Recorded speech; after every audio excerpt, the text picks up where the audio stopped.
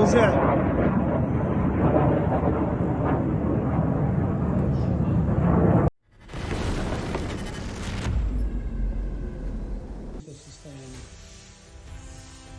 The aftermath of the attack on the huge ammunition depot in Toropets. Вот ребята приехал в школу, торопится. Будем здесь работать, помогать носить. Сейчас мы посмотрим, что, куда, как. Чуть-чуть покажу вам, что произошло здесь. Дома вот эти все соседи, у всех все выбито, вынесено. Все стекла вынесло, короче. Конкретно хочу сказать. Вот, смотрите. Внутри все в стеклах, все выбито. Вот так все, ребят, здесь. Вот в таком сейчас состоянии.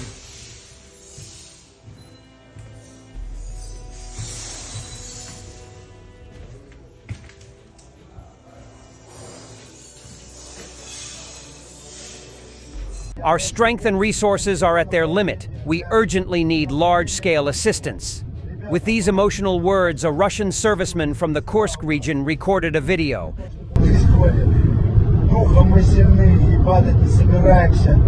How many coffins are there? And everyone is lying, and everyone is hiding.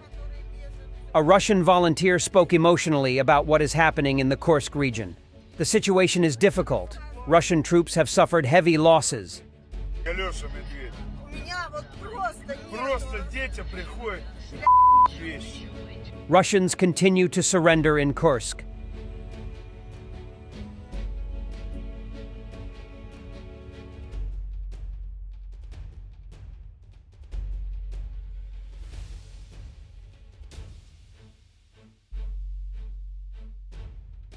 A complex raid on enemy positions using a ground robot, FPV, and a mortar by the 8th Separate Regiment of the Special Operations Forces in the Kursk.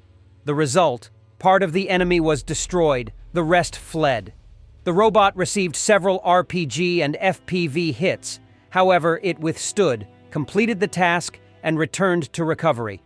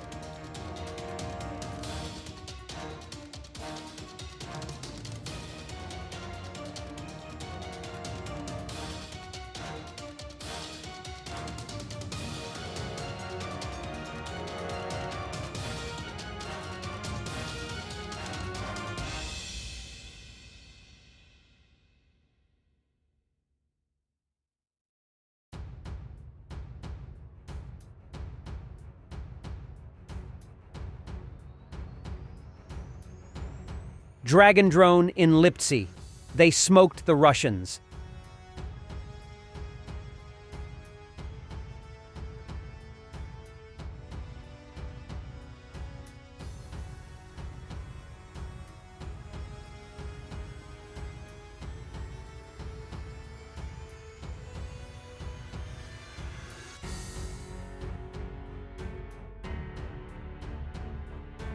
And there is a shameful story coming from Australia.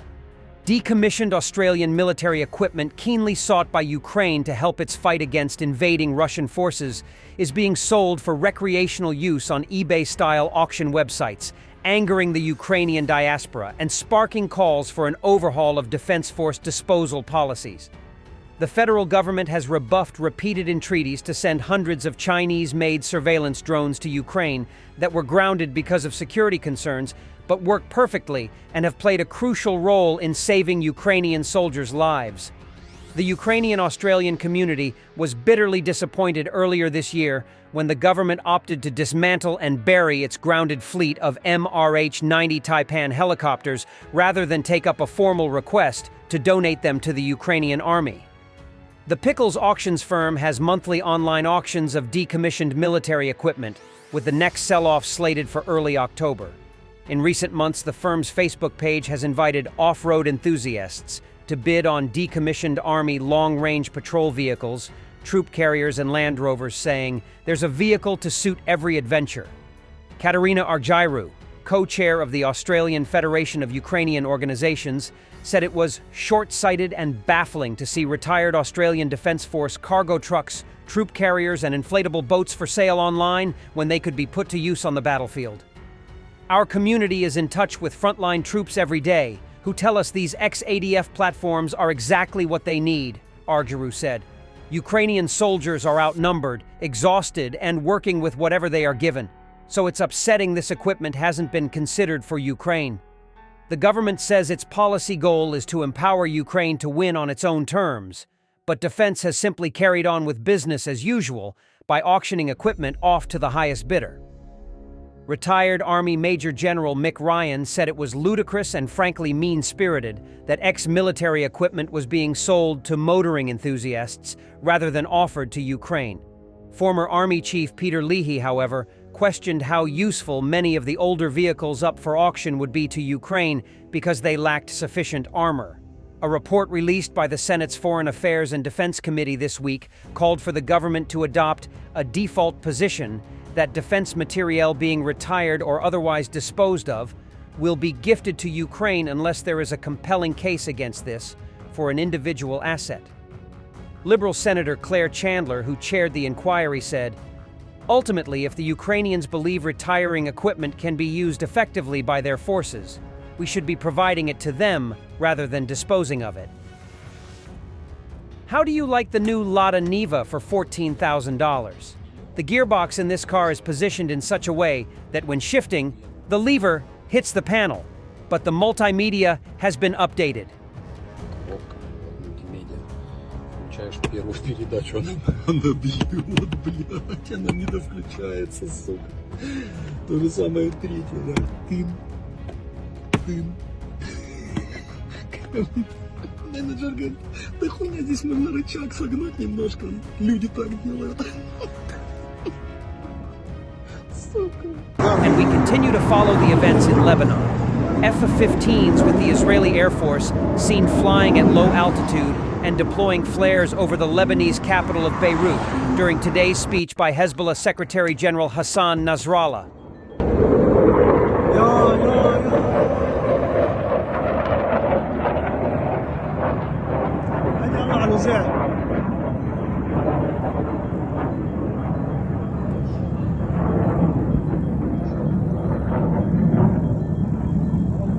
The most lethal tank ever operated by British Armed Forces, Challenger 3, has been unveiled publicly at DVD 2024.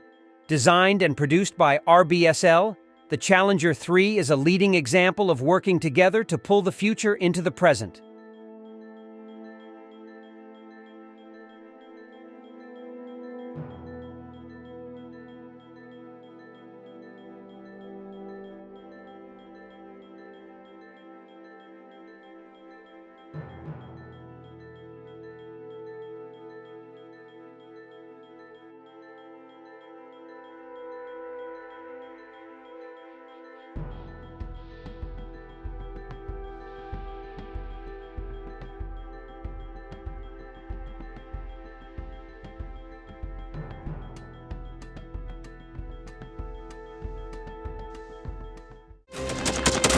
Thanks for watching, and don't forget to subscribe.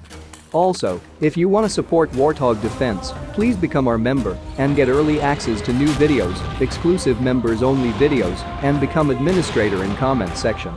The membership link is in the description. Rescues every day. We had a guy last week, it's 6 rescues in 6 days. You know, he's doing the job every day.